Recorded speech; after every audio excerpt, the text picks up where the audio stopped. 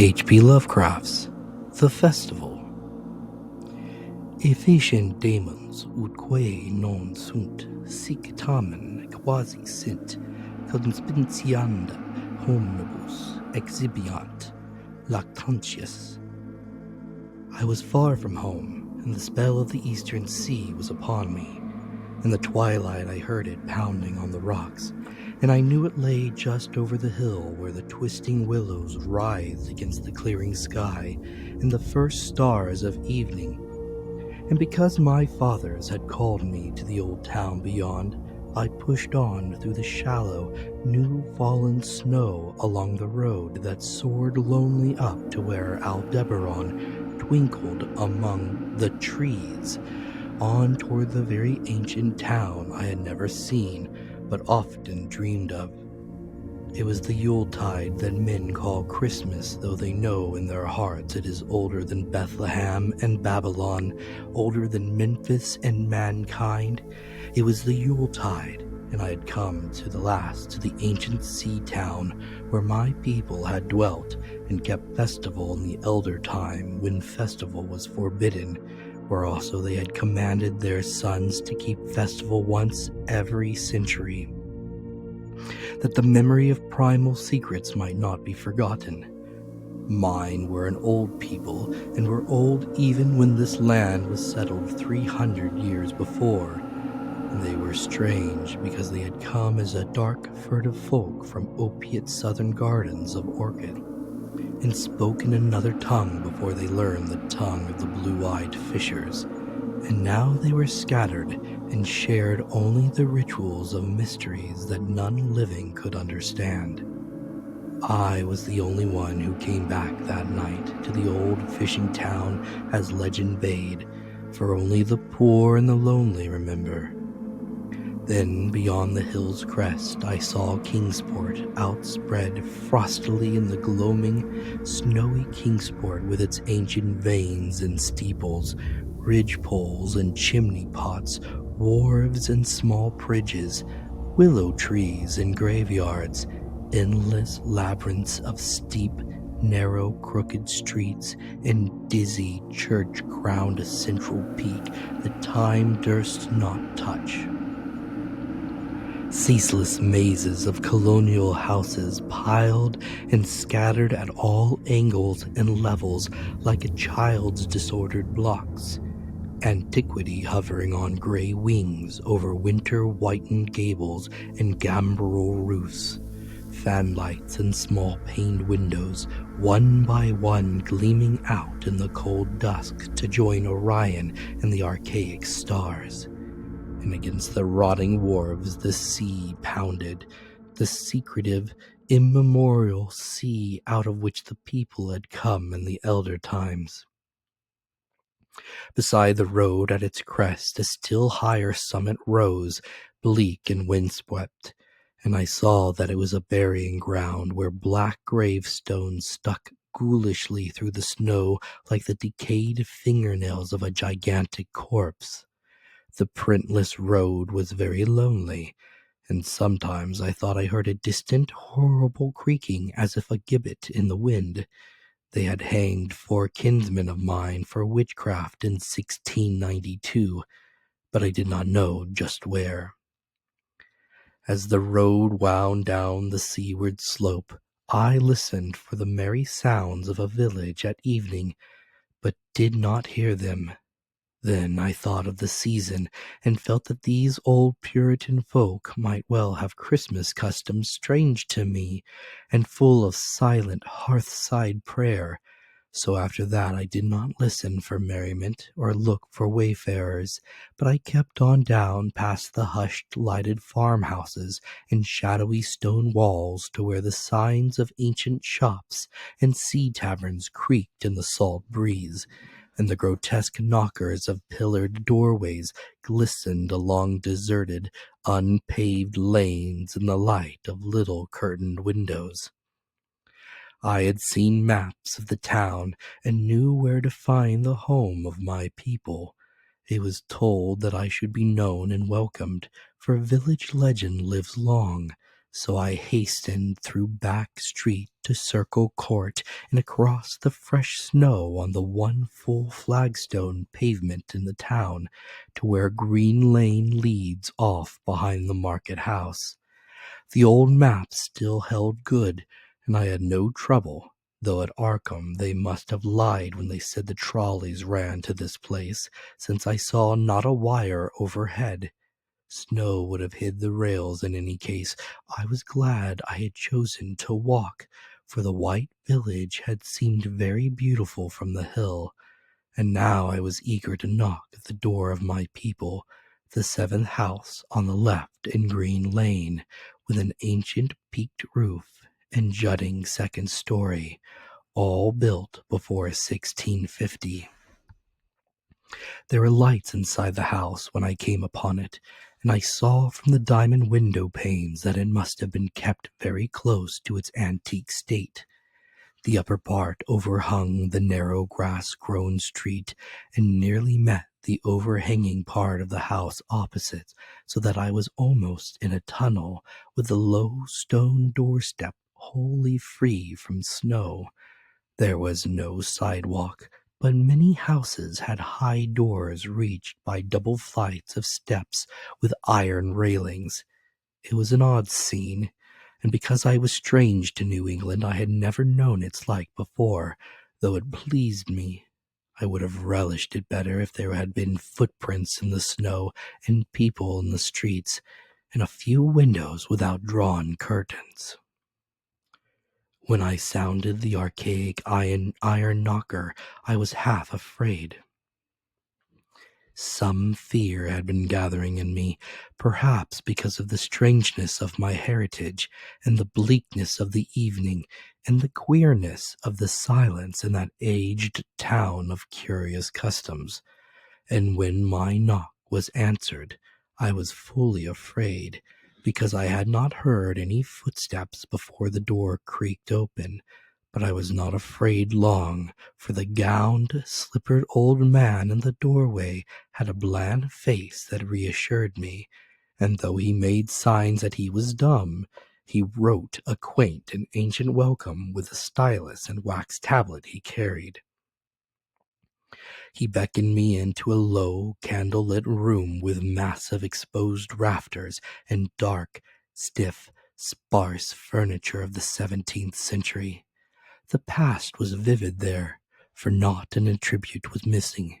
There was a cavernous fireplace and a spinning wheel at which bent an old woman in loose wrapper and deep poke bonnet set back but towards her me, silently spinning despite the festive season. An indefinite dampness seemed upon the place, and I marveled that no fire should be blazing. The high-backed settle faced the row of curtained windows at the left, and seemed to be occupied, though I was not sure. I did not like everything about what I saw, and felt again the fear I had had. This fear grew stronger from what had been lessened it, for the more I looked at the old man's bland face, the more its very blandness terrified me.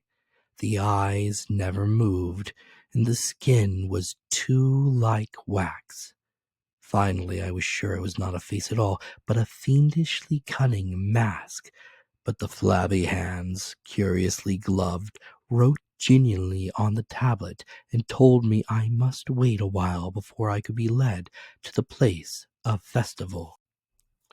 Pointing to a chair, table, and pile of books, the old man now left the room, and when I sat down to read, I saw that the books were hoary and mouldy, and that they included old Morrister's wild marvels of science, and terrible Pseudo-Tashism's triumphs of Joseph Clanville, published in 1681, the shocking Daemonolatria of Remigius, printed in 1595 at Lyons, and worst of all, the unmentionable Necronomicon of the mad Arab Abdul Alhazred, and Olaus Wormius' forbidden Latin translation, a book which I had never seen, but of which I had heard monstrous things whispered.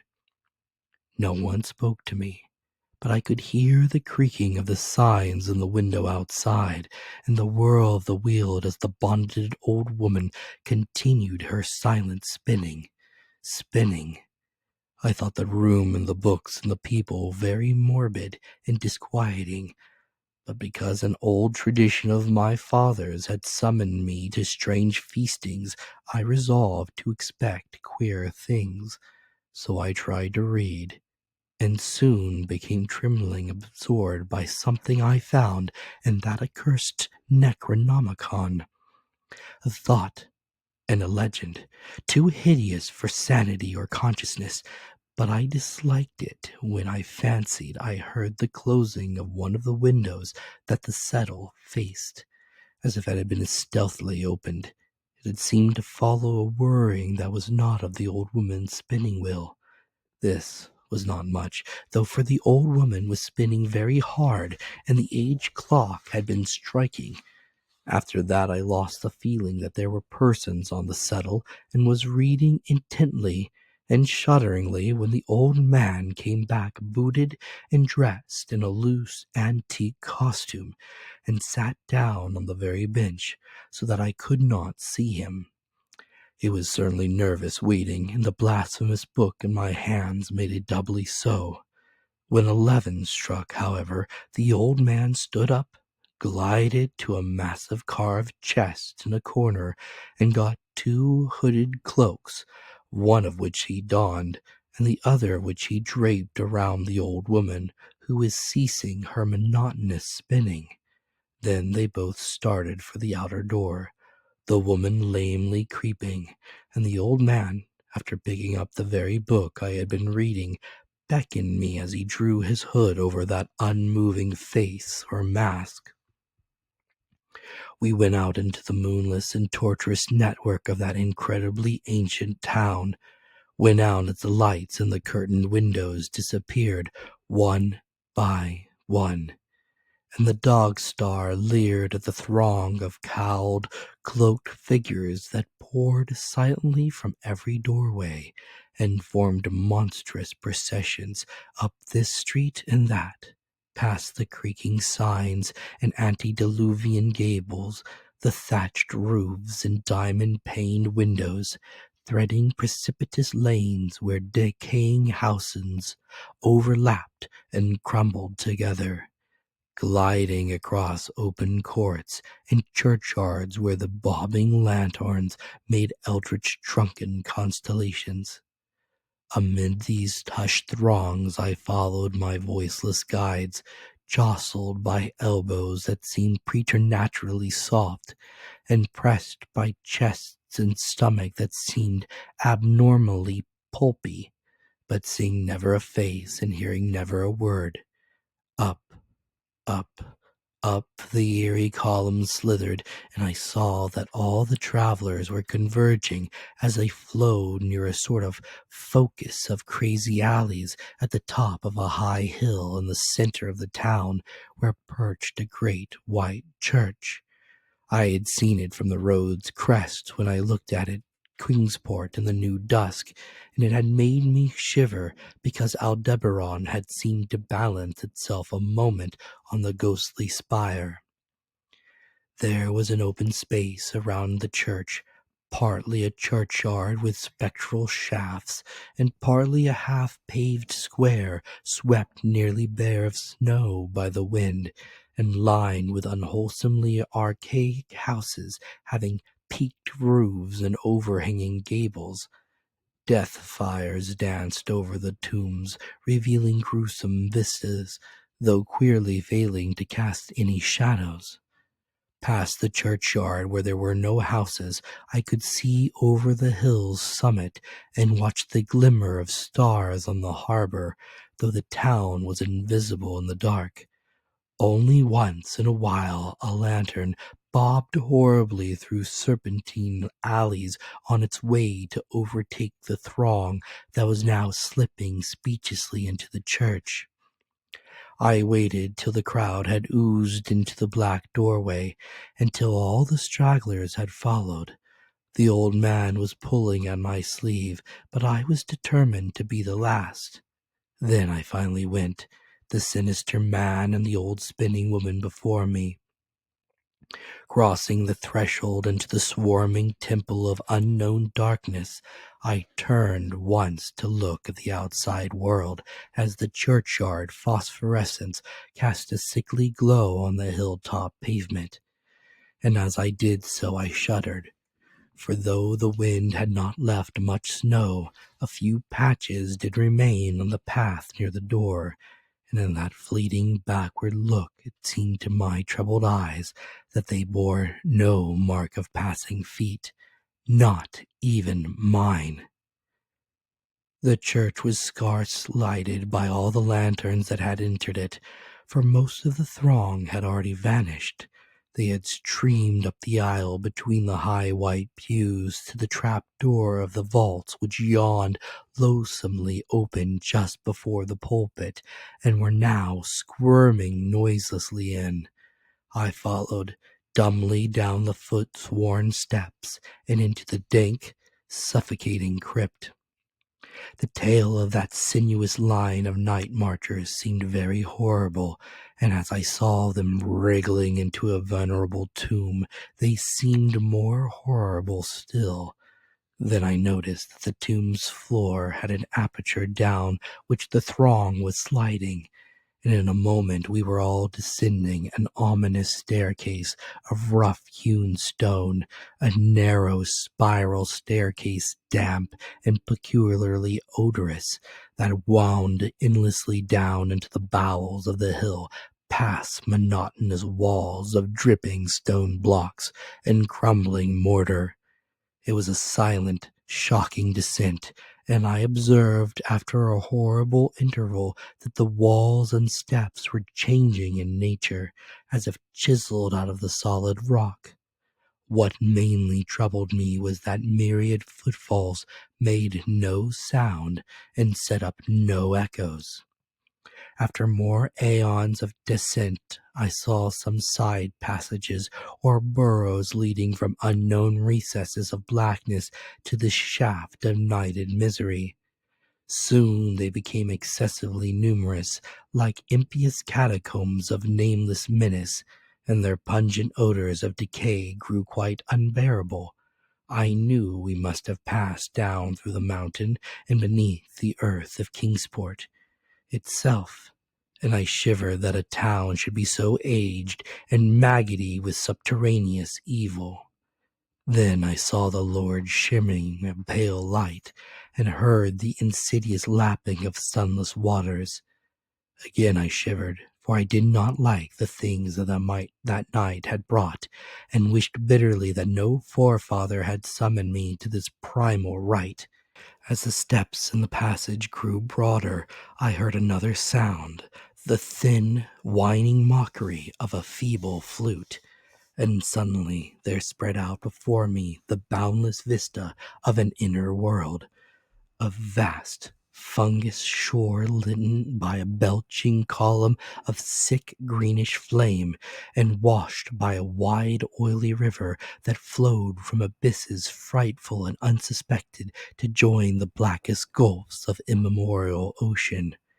Fainting and gasping, I looked at the unhallowed erebus of Titan toadstools, leprous fire, and slimy water, and saw the cloaked throngs forming a semicircle around the blazing pillar. It was the Yule rite, older than man and fated to survive him, the primal rite of the solstice and of spring's promise beyond the snows, the rite of fire and evergreen, light and music.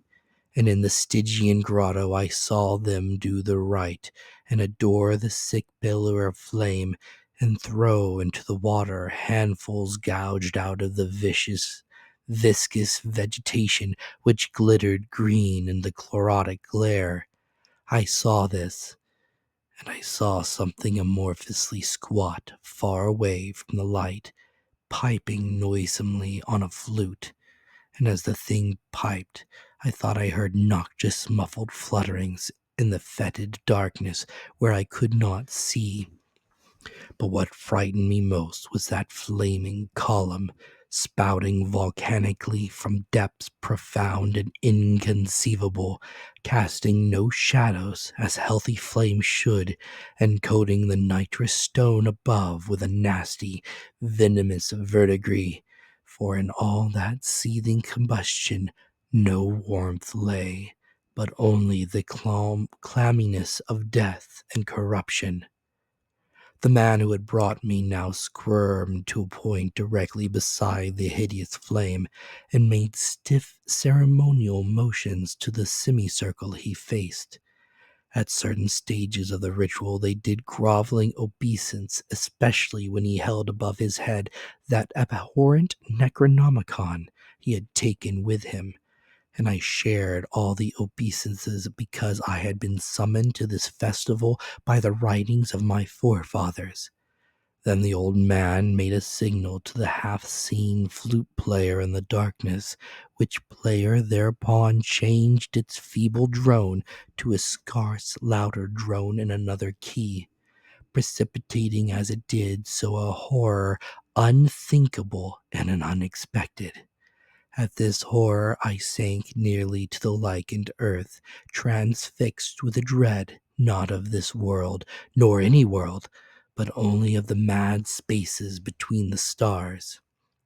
Out of the unimaginable blackness, beyond the gangrenous glare of that cold flame, out of the Tartarian leagues through which the oily river rolled uncanny, unheard, and unsuspected, there flopped rhythmically a horde of tame, trained, hybrid winged things that no sound eye could ever wholly grasp, or sound brain wholly remember.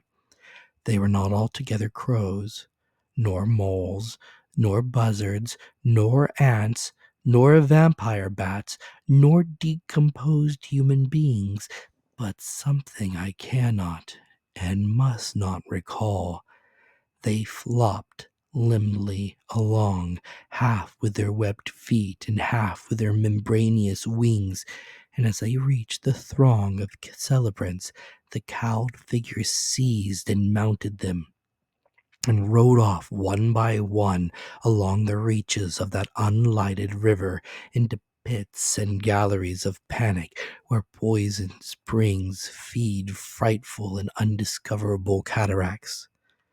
The old spinning woman had gone with the throng, and the old man remained only because I had refused when he motioned me to seize an animal and ride like the rest. I saw when I staggered to my feet that the amorphous flute player had rolled out of sight, but that two of the beasts were patiently standing by. As I hung back, the old man produced his stylus and tablet and wrote that he was the true deputy of my fathers, who had founded the Yule worship in this ancient place, that it had been decreed I should come back, and that the most secret mysteries were yet to be performed. He wrote this in a very ancient hand, and when I still hesitated, he pulled from his loose robe a seal ring and a watch, both with my family arms, to prove that he was what he said. But it was hideous proof, because I knew from old papers that that watch had been buried with my great, great, great, great grandfather in 1698. Presently the old man drew back his hood and pointed to the family resemblance in his face, but I only shuddered because I was sure that the face was merely a devilish waxen mask. The flopping animals were now scratching restlessly at the lichens, and I saw that the old man was nearing as restless himself. When one of the things began to waddle and edge away, he turned quickly to stop it, so that the suddenness of his motion dislodged the waxen mask from what should have been his head.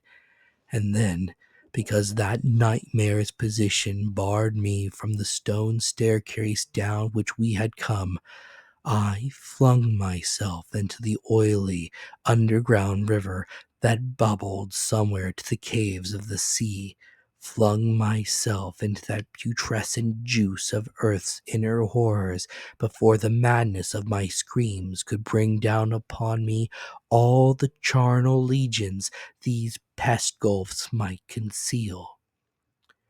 At the hospital, they told me I had been found half frozen in Kingsport harbor at dawn, clinging to the drifting spar that accident sent to save me. They told me I had taken the wrong fork of the hill road that night before and fallen over the cliffs at Orange Point, a thing they deduced from prints found in the snow. There is nothing I could say, because everything was wrong. Everything was wrong, with a broad window showing a sea of roofs in which only about 1 in 5 was ancient, and the sound of trolleys and motors in the streets below. They insisted that this was Kingsport, and I could not deny it. When I went delirious at hearing that the hospital stood near the old churchyard on Central Hill, they sent me to St. Mary's Hospital in Arkham, where I could have better care.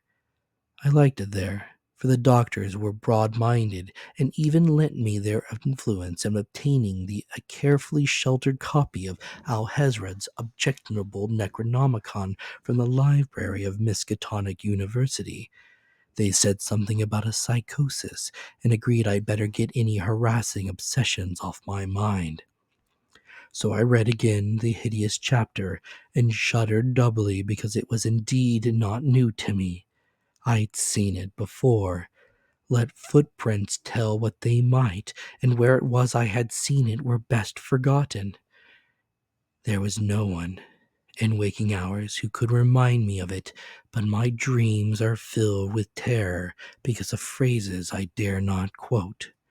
I dare quote only one paragraph, put into such English as I can make from the awkward Low Latin. The nethermost caverns, wrote the mad Arab, are not for the fathoming of eyes that see, for their marvels are strange and terrific. Curse the ground where dead thoughts live new and oddly bodied, and evil the mind that is held by no head. Wisely did Ibn Shakabau say that happy is the tomb where no wizard hath lain, and happy the town at night whose wizards are all ashes. For it is of old rumor that the souls of the devil bought hastes not from his charnel clay, but fats and instructs the very worm that gnaws, till out of corruption horrid life springs, and the dull scavengers of earth wax crafty to vex it, and swell monstrous to plague it. Great holes secretly are digged where earth's pores ought to suffice, and things have learnt to walk that ought to crawl.